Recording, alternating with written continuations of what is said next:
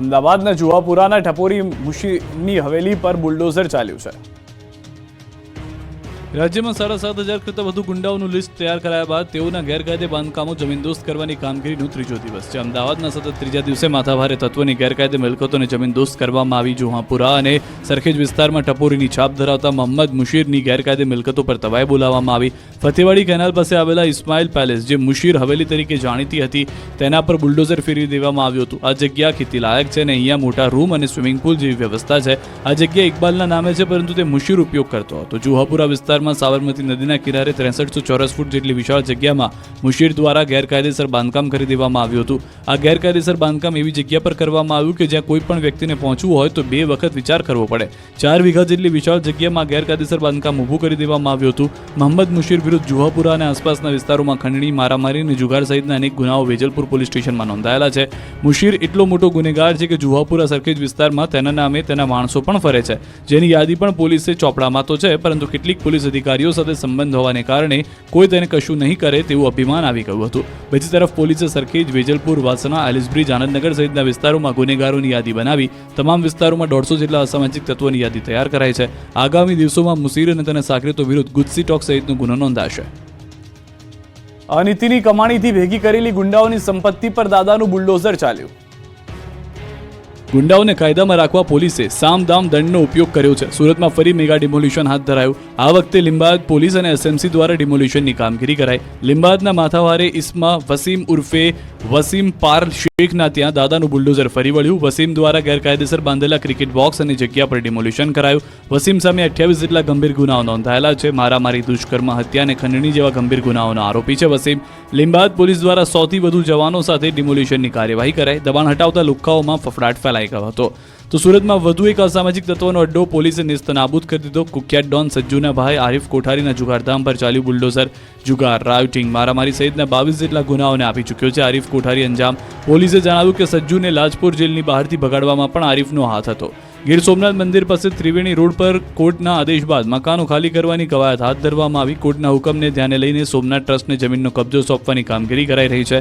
ત્યારે આશરે 40 મકાનો ખાલી કરાવવાની કવાયત શરૂ કરતા મકાન માલિકો જાતે જ મકાનો ખાલી કરી રહ્યા છે। શાંતિપૂર્ણ માહોલમાં 100થી વધુ પોલીસ કર્મીઓની હાજરીમાં ટ્રેક્ટરો દ્વારા શિફ્ટિંગ શરૂ કરવામાં આવ્યું। વેરાવળ ડેપ્યુટી કલેક્ટર, મામલતદાર સહિતના સોમનાથ ટ્રસ્ટના અધિકારીઓ પણ હાજર રહ્યા। મકાન ખાલી કરાયા બાદ તમામ મકાનનું ડિમોલિશન હાથ ધરાશે, જ્યારે ત્યાં આવેલા પણ એક પૌરાણિક મંદિર અને કૂવો જે તે સ્થિતિમાં જ રહેશે। હવે ગુનેગારોના હિસાબનું કાઉન્ટડાઉન। ગુજરાતમાં આતંક મચાવનારા ગુંડાઓને શોધીને હિસાબ બરાબર કરવામાં આવી રહ્યો છે। ત્યારે ગીર સોમનાથ અને કોડીનારમાં પોલીસે તવાઈ બોલાવી છે। કોડીનાર શહેરમાં કોમ્બિંગ હાથ ધરાયું। શહેરના 29 ગુનેગારોના ઘરે તપાસ કરવામાં આવતા મોટાભાગના ગુનેગારો ઘર છોડી ફરાર થયા। તપાસ દરમિયાન 2 જગ્યા પરથી હથિયાર મળી આવ્યા। ગુનેગારોના બાંધકામ અને વીજ કનેક્શનની પણ પોલીસે વિગતો મેળવી લીધી છે। આ તરફ અસામાજિક તત્વોના અલ્ટિમેટમના 100 કલાક પૂર્ણ થતા સુરતમાંથી પોલીસે કુલ 2036 અસામાજિક તત્વોનું લિસ્ટ તૈયાર કર્યું। તો 24 લોકોની પાસા, 100 લોકો તડીપાર, 9 લોકોના ઘરોનું ડિમોલિશનની કાર્યવાહી કરવામાં આવી। 16 લોકોના ઘરોના ગેરકાયદે વીજ કનેક્શન દૂર કરાયા। 200થી વધુ લોકોના વાહનો જપ્ત કરવામાં આવ્યા। 350 જેટલા હાર્ડકોર આરોપી સામે સખત કાર્યવાહી થઈ। તો સુરતમાં ઉધના અને બીઆરસી પોલીસ ચોકી વિસ્તારમાંથી 16 ગેરકાયદેસર વીજ જોડાણો મળી આવ્યા। લુખ્ખાઓને સીન સપાટા મારવા ભારે પડી ગયા। પોલીસે પકડીને હવા કાઢી।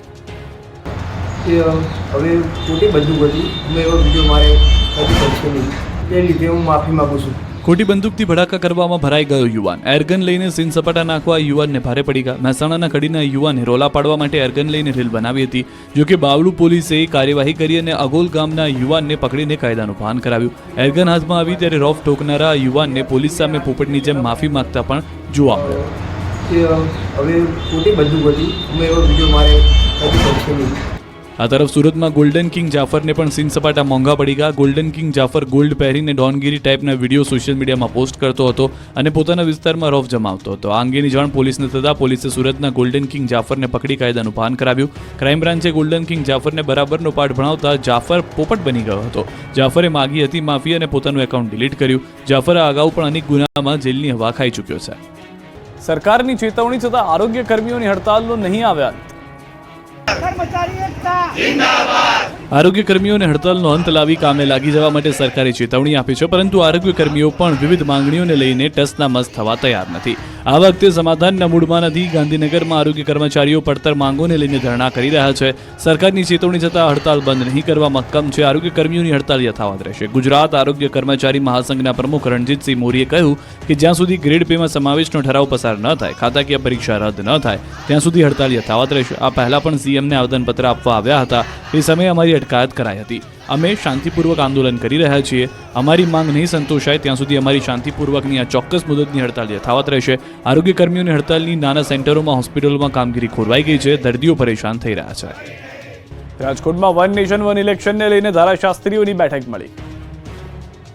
રાજકોટમાં વન નેશન વન ઇલેક્શનને લઈને ધારાશાસ્ત્રીઓની બેઠક મળી. સૌરાષ્ટ્રના 50 જેટલા ધારાશાસ્ત્રીઓની એક બેઠક સર્કિટ હાઉસ ખાતે પૂર્વ કેન્દ્રીય મંત્રી અને હાલના રાજકોટના સાંસદ પરસોત્તમ રૂપાલાની અધ્યક્ષતામાં મળી. બેઠકમાં વન નેશન વન ઇલેક્શનને લઈને ચર્ચા થઈ. સાંસદની હાજરીમાં ચર્ચા તેમજ વિચાર વિમર્શ સાથે ધારાશાસ્ત્રીઓએ પોતાનો મત રજૂ કર્યો. બેઠકમાં વન નેશન વન ઇલેક્શન અમલમાં લાવવા સંદર્ભે કાનૂની પાસાઓ, બંધારણીય મુદ્દાઓ તેમજ ભારતીય રાજનીતિની દ્રષ્ટિથી પ્રવર્તમાન સ્થિતિ સહિતના વિષયોને આવરી લેવા ઉપરાંત કયા કયા પડકારો છે તે સંદર્ભેને ખાસ કરીને સરળતાથી કેવી રીતે અમલમાં લાવી શકાય તેને અગત્યના સૂચનો તજજ્ઞો દ્વારા રજૂ કરવામાં આવ્યા. જે બાદ તેનો રિપોર્ટ તૈયાર કરી સાંસદ રૂપાલા દ્વારા જોઈન્ટ પાર્લામેન્ટરી કમિટી તેમજ સરકાર સુધી પહોંચાડવામાં આવશે. તો આ સમયે પરસોત્તમ રૂપાલાએ ગોંડલમાં પાટીદાર સમાજના દીકરા ઉપર થયેલ હુમલા અંગે નિવેદન આપતા કહ્યું કે સરકારે ત્વરિત કાર્યવાહી કરી છે અને કાયદાનું કામ કરશે. જ્યારે કે ગોંડલની જ બીજી ઘટના રાજસ્થાનની યુવાનના મોત મામલે જાટ સમાજની માંગ વિશે બોલવાનું ટાળ્યું હતું. તેમજ લોકસભામાં મુદ્દો આવશે ત્યારે જોઈશું તેમ કહી વાત પૂર્ણ કરી હતી. દાદાની બુલડોઝર કાર્યવાહીને પૂર્વ મુખ્યમંત્રી રૂપાણીએ વખાણી. કહ્યું વિપક્ષે અસામાજિક તત્વોને ઉછેર્યા છે. અમદાવાદ ખાતે શિવાનંદ આશ્રમમાં ભારત રક્ષા મંચની કાર્યકારિણી બેઠક મળી. સ્વામી પરમાતાનંદ સરસ્વતી મહારાજ ઉપસ્થિત વચ્ચે બેઠક યોજાઈ હતી. આ કાર્યક્રમમાં પ્રમુખ પદે પૂર્વ મુખ્યમંત્રી વિજય રૂપાણી હાજર રહ્યા. આ દરમિયાન પૂર્વ મુખ્યમંત્રી વિજય રૂપાણીનું ઘૂસણખોરો અંગે નિવેદન, દેશમાંથી ઘૂસપેઠિયાઓને હટાવવાની વાત કરી. તેમના કારણે દેશને નુકસાન થઈ રહ્યું છે તે અંગે આ બેઠકમાં ચર્ચા થશે. ઘૂસણખોરોના કારણે દેશની એકતા, અખંડિતતા અને આર્થિક રીતે નુકસાન થઈ રહ્યું છે. મમતા બેનર્જી અને કોંગ્રેસ સરકારે મત માટે ઘૂસપેઠિયાઓને નાગરિક બનાવ્યા છે. વિપક્ષની વોટ બેંકની રાજનીતિના કારણે દેશને નુકસાન થયું. ઘૂસણખોરો માટે દેશમાં કડક કાયદા બને અને તેમને પરત મોકલવામાં આવે તે જરૂરી છે. તો 32 લાખ મુસ્લિમોને સોગાતે મોદી આપવાના ભાજપના નિર્ણય અંગે વિજય રૂપાણીએ જણાવ્યું કે ભાજપ એન્ટી મુસ્લિમ નથી, પ્રો હિન્દુ છીએ. તો ગુજરાતના મુખ્યમંત્રી ભૂપેન્દ્ર પટેલની બુલડોઝર કાર્યવાહીને પૂર્વ મુખ્યમંત્રી વિજય રૂપાણીએ વખાણી છે. તેમણે કહ્યું કે અસામાજિક તત્વોની હિંમત તૂટવી જોઈએ. હિંમતને તોડવા માટે એમના મકાન પર બુલડોઝર ફેરવાય એ જરૂરી છે. વિરોધ પક્ષે જ અસામાજિક તત્વોને ઉછેર્યા અને દૂધ પાયા છે. આ ધાકને કારણે આ અસર પડશે અને ભવિષ્યમાં કોઈ પણ માણસ આવી હિંમત ન કરે એટલા માટે હું એમ માનું છું કે સરકાર જે અત્યારે કડક પગલાં લઈ રહી છે એ યોગ્ય લઈ રહી છે. બાકી વિરોધ પક્ષે જ આ બધા લોકોને ઉછેર્યા છે. વિરોધ પક્ષે જ આ બધા લોકોને દૂધ પાયા છે અને એને જ કારણે આ બધા લોકો આજે અસામાજિક તત્વો તરીકે પ્રસ્થાપિત થયા છે. અરવલ્લી જિલ્લા ભાજપ પ્રમુખ તરીકે ભીખાજી ઠાકોરની પસંદગી. કાર્યકરો દ્વારા જોરદાર સ્વાગત.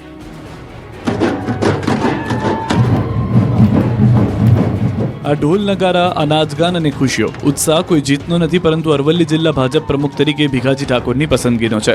અરવલ્લી જિલ્લા ભાજપ પ્રમુખ તરીકે ભીખાજી ઠાકોરની પસંદગી કરવામાં આવી છે. ત્યારે જિલ્લા પ્રમુખ ભીખાજી ઠાકોરે પ્રમુખ તરીકેનો પોતાનો ચાર્જ સંભાળવા માટે એક વિશાળ કાર્યક્રમનું આયોજન કર્યું, જેમાં પ્રદેશ મહામંત્રી રજનીભાઈ પટેલ તેમજ પૂર્વ જિલ્લા પ્રમુખો સહિત મોટી સંખ્યામાં ભાજપના કાર્યકરો હાજર રહ્યા. ભીખાજી ઠાકોરના સમર્થકોએ પારંપરિક ઢોલ વગાડી તેમને વધાવ્યા. ત્યારે ભીખાજી ઠાકોરે પ્રમુખ તરીકે સંગઠનને મજબૂત કરી પંચાયતથી પાર્લામેન્ટ સુધી તમામ ચૂંટણી જીતવાનો વિશ્વાસ વ્યક્ત કર્યો હતો. 64 વર્ષ પછી ગુજરાતમાં કોંગ્રેસની CWCની બેઠક મળશે. ગુજરાતમાં કોંગ્રેસનું રાષ્ટ્રીય અધિવેશન છેલ્લે વર્ષ 1961માં ભાવનગરમાં મળ્યા પછી 64 વર્ષ પછી ગુજરાત કોંગ્રેસના યજમાન પદે રાષ્ટ્રીય અધિવેશન 8 અને 9 એપ્રિલે મળવાનું છે. 8 એપ્રિલે શાહીબાગમાં સરદાર સ્મારક ખાતે કોંગ્રેસ વર્કિંગ કમિટીની બેઠક અને 9 એપ્રિલે રિવરફ્રન્ટ ખાતે અધિવેશન યોજાશે, જેને ધ્યાને રાખીને 18 જેટલી વિવિધ કમિટીઓનું ગઠન કરવામાં આવ્યું. ગુજરાત કોંગ્રેસમાં ઉત્સવ જેવો માહોલ છે. ગુજરાત કોંગ્રેસના પદાધિકારીઓ અધિવેશનની કામગીરીમાં ઉત્સાહભેર જોડાયા. સમગ્ર દેશભરમાંથી કોંગ્રેસ પક્ષના વરિષ્ઠ આગેવાનો, નેતાઓ, પદાધિકારીઓ આવકારવા ગુજરાત કોંગ્રેસની તડામાર તૈયારીઓ જોવા મળી રહી છે. તો અધિવેશનમાં રાષ્ટ્રીય એજન્ડાઓની ચર્ચા થશે. રાષ્ટ્રીય અધિવેશન પૂરું થયા પછી કોંગ્રેસ નેતા રાહુલ ગાંધી ગુજરાત કોંગ્રેસનો મોરચો સંભાળશે. ગુજરાત વિધાનસભાની વર્ષ 2027ની ચૂંટણીમાં સત્તા પરિવર્તન કરવાના ઉદ્દેશ સાથે મોદી શાહને ટાર્ગેટ કરવાને બદલે ગુજરાત ભાજપના નેતાઓને ટાર્ગેટ બનાવીને આગામી 3 વર્ષનો એક્શન પ્લાન બનાવાશે. રાહુલ ગાંધીની ટીમના નેતાઓ ગુજરાતની બાગડોર સંભાળશે. આ ટીમ સ્થાનિક સ્તરે થતા ભ્રષ્ટાચાર, ફરિયાદીઓ અને અન્યાય, સરકારી યોજનાઓમાં અનિયમિતતા, કેન્દ્ર સરકારની ગુજરાત મોડલમાં ભૂમિકા, શિક્ષણ, રોજગારી, સામાજિક અન્યાય સહિતના પ્રશ્નો ઉઠાવશે.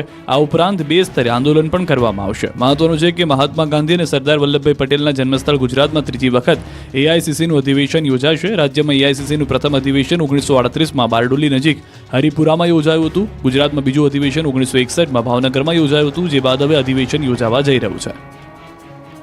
જૂનાગઢના લંપટ પ્રોફેસરે વિદ્યાર્થીનીને કર્યો અશ્લીલ મેસેજ. જૂનાગઢમાં એક પ્રોફેસર પર વિદ્યાર્થીનીની બજવણીના ગંભીર આરોપ લાગ્યા છે. ભેસાણની સરકારી વિનયન કોલેજના આસિસ્ટન્ટ પ્રોફેસર સચિન પીઠડિયાએ એક વિદ્યાર્થીનીને વોટ્સએપ પર મેસેજ કરીને છેડતી કર્યાનો આરોપ લાગ્યો, જેની કથિત વોટ્સએપ ચેટ પણ વાયરલ થઈ, જેમાં લંપટ પ્રોફેસરે પહેલા લખ્યું કે જન્મદિવસની કોઈ ગિફ્ટ જોઈએ છે. વિદ્યાર્થીનીએ ના પાડી. અન્ય એક ચેટમાં લંપટ પ્રોફેસર ફોન કરવા માટે દબાણ કરે છે. જો કે વિદ્યાર્થીની શું કામ છે એવો સવાલ કરે છે. આટલેથી ન અટકતા લંપટે બધી જ હદ વટાવી દીધી હતી અને લખ્યું કે કાલે મેં બોલાવી તો કેમ ન આવી? તારી પાસેથી પીડીએફના રૂપિયા નહીં લઉં. વિદ્યાર્થીનીએ કહ્યું કે ના, હું રૂપિયા આપી દઈશ. હવે મેસેજ ન કરતા બેશરમ પ્રોફેસર તો પણ ન અટક્યો અને લખ્યું કે કાલે ટી શર્ટમાં હોટ લાગતી હતી એટલે બોલાવી હતી.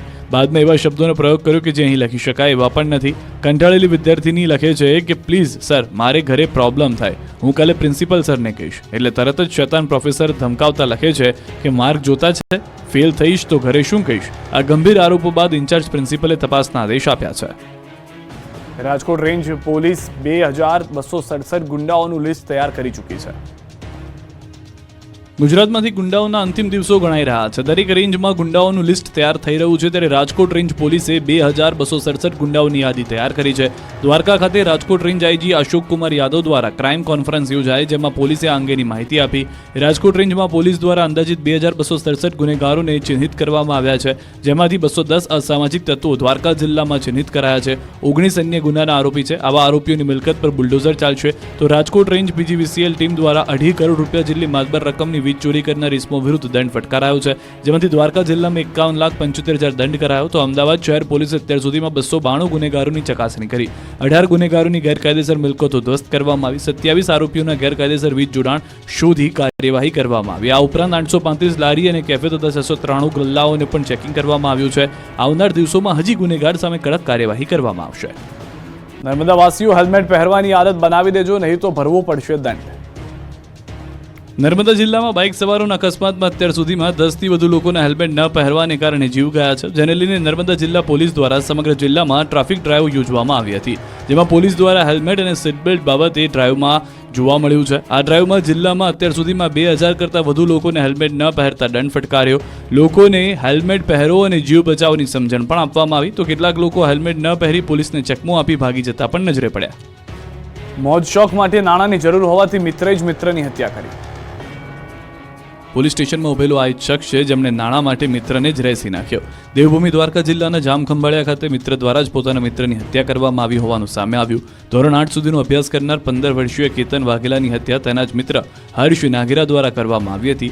હત્યારા હર્ષ નાઘેરાને પૈસાની જરૂરિયાત હોવા તેના જ મિત્ર કેતન વાઘેલાના ગળામાં પહેરેલ 96,000ની સોનાના ચેનની લૂંટ કરી ગળાના ભાગે તીક્ષ્ણ હત્યારના ઘા ઝીકી હત્યા કરી બાદમાં લાશને ગટરના સંપમાં નાખી દઈ પુરાવાનો નાશ કરાયો. એટલું જ નહીં, પૈસાનો પૂજારી બની ગયેલો મિત્ર એટલો નિષ્ઠુર બની ગયો હતો કે પોતે જ હત્યા કરી હોવા છતાં કેતન વાઘેલાને શોધવા તેમના પરિવાર સાથે પણ જોડાયો. બીજા દિવસે ગુમ થઈ ગયો હતો. બીજા દિવસે લાશ મળતા પરિવારે હર્ષ સામે હત્યારાની ફરિયાદ કરી હતી. પોલીસે માહિતીના આધારે હર્ષને રાજસ્થાનના જેસલમેરથી ઝડપી પાડ્યો છે. તેની પૂછપરછમાં તેણે પોતાના મિત્ર કેતનની હત્યા કરી હોવાની કબૂલાત આપી. પોતાની ભાભી, પત્ની તથા નજીકના સગા સંબંધીઓ સાથે ફક્ત મોજ શોખ કરવા માટે જવાનું હોવાથી